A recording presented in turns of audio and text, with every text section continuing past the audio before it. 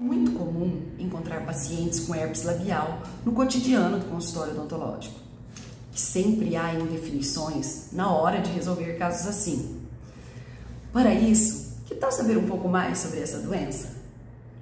Bem, o herpes labial é uma doença infecciosa muito comum causada pelo vírus herpes simples tipo 1.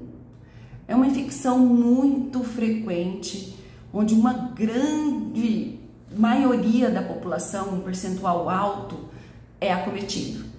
Mas em pacientes com comprometimentos imunológicos, pode provocar sérias complicações.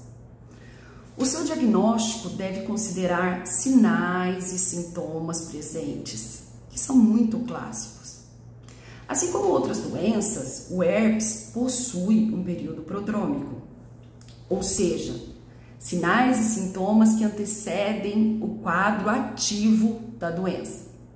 Normalmente isso inicia por volta de 24 horas antes do surgimento das vesículas. Com 12 horas, o local já se apresenta ligeiramente dolorido, depois vai ficando mais inchado, edemaciado, avermelhado, e começa a surgir um incômodo como a coceira, o ardor. O que torna então interessante a detecção da doença nesse período. Se nós intervirmos nesse período, conseguiremos uma resposta bem mais favorável nas terapias já existentes, evitando a manifestação das lesões de uma forma mais exuberante e muitas vezes até se evita por completo o surgimento dessas vesículas.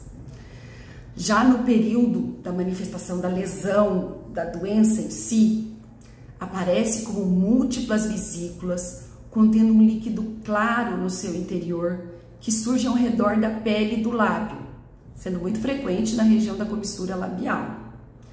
Mas ainda pode aparecer dentro da boca. É mais raro, mas acontece. E nesse caso, nós teremos ulcerações. Por que ulcerações? Tendo em vista que as vesículas, quando intrabucais, elas se rompem muito facilmente. Então, a gente acaba vendo ela já na fase de ulceração. Essas lesões que acometem intrabucal, normalmente elas se localizam na mucosa queratinizada, ou seja, vamos vê-las em gengiva e palato. Após migrar das células epiteliais onde se replica, o vírus pode ficar latente no gânglio do nervo trigêmeo durante anos. Há evidências de que o gene viral fica transcrito nas células epiteliais e sua reativação depende somente disso e de fatores desencadeantes, como estresse, variações abruptas de temperatura, exposição excessiva ao sol, e aí o vírus retorna aos tecidos bucais e volta a se manifestar. E começamos a observar as pápulas, logo as vesículas, e essas vesículas no seu interior, naquele exudato seroso que se forma, está riquíssimo, tem múltiplas partículas virais.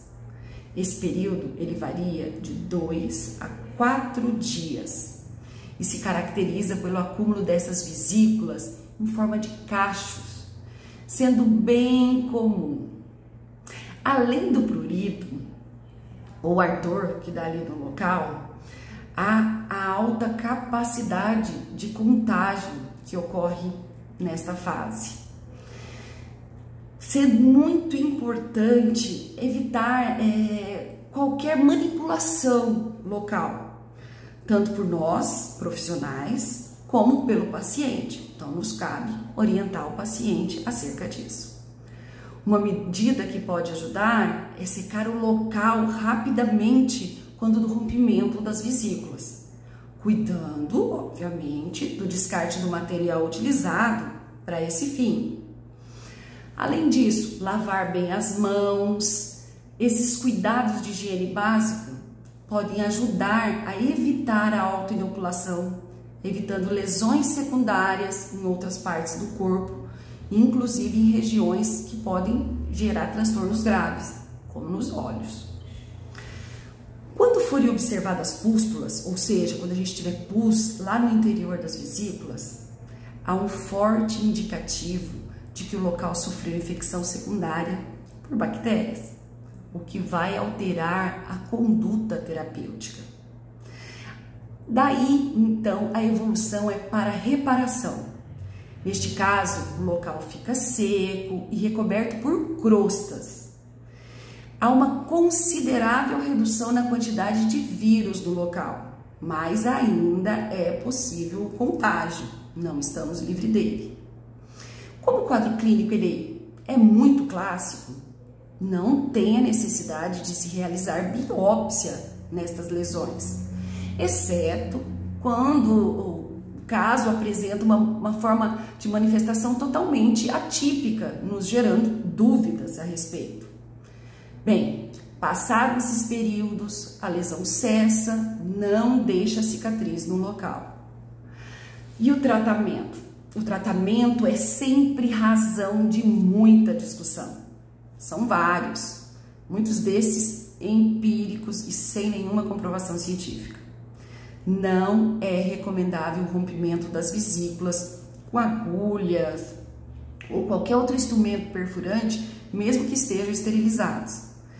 Apesar deles abreviarem o curso da recorrência, reduzindo o tempo de reparação em 70%, isso é uma manobra de risco em função da possibilidade de espalhar o vírus para outras regiões vizinhas, ou ainda abrir uma via que vai ser arriscado uma infecção bacteriana secundária em cima dessas lesões. É bem difícil a penetração de medicamentos tópicos nas lesões herpéticas recorrentes. Isso devido às barreiras físicas e químicas que se formam nas lesões. Mas o uso de medicamentos tópicos locais, na forma de cremes e de géis, como antivirais, eles podem funcionar como uma medida de impedir o contato das lesões com as mãos, com a língua, com os lábios, sendo uma forma de prevenir a autoinoculação em outras regiões do nosso corpo, diminuindo o risco desse contágio. Nós devemos orientar então o paciente a realizar essa aplicação, quando for utilizar, com espátulas ou cotonetes para evitar esse contágio, mas não esqueçam de como eliminar esse material. Para que uma terapêutica antiviral seja considerada eficiente, ela deve permitir a chegada do medicamento até o interior dessas lesões. Essa necessidade implica em uma terapêutica antiviral por via oral. A cada saída do vírus do nervo, um novo ciclo multiplicador de novos vírus se inicia. Se a cada surto de recorrência, de preferência ainda no período prodrômico, for administrado o medicamento antiviral eficiente, via oral, com uma posologia adequada, milhões de partículas virais não se formarão. E menos partículas virais retornarão, permanecerão no nervo, lá no gânglio trigêmeo, até que novos surtos fiquem cada vez mais esparsos, os surtos aparecem de forma mais discreta, com uma manifestação mais discreta, havendo a possibilidade do completo desaparecimento da doença. As principais drogas antivirais disponíveis para administração sistêmica são o aciclovir, que é o mais conhecido, aí o valaciclovir, penciclovir, fanciclovir, ganciclovir, mas o aciclovir é a nossa primeira escolha. Numa posologia que pode ser utilizado de um comprimido a cada 6 horas por um período de 7 dias.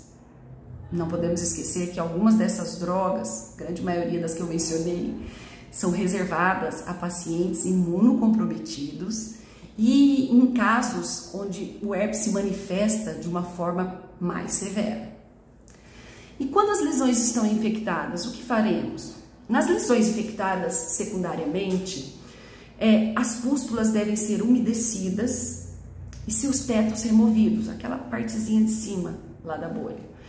Para isso a gente utiliza uma gaze ou uma espátula. E nesse caso é interessante que seja prescrito um antibiótico de largo espectro por via oral, à base de amoxicilina. Podemos associar a isso o uso tópico de pomadas antibióticas, como o nebacetim. Atualmente, outras medidas que evitam o surgimento das vesículas e auxiliam nesse processo de cicatrização mais rápida das lesões têm aparecido na literatura científica recente e têm demonstrado resultados positivos, como no caso do uso da laser terapia de baixa potência, que pode ou não estar associada à terapia fotodinâmica. Um momento interessante para irradiação é durante a fase prodrômica, apesar de não ser fácil encontrar um indivíduo nesse período, nessa condição, porque ela tem um período de tempo muito curto, nós vimos de 12 a 24 horas. E o que essa terapia com o laser, através da fotobiomodulação, ela proporciona?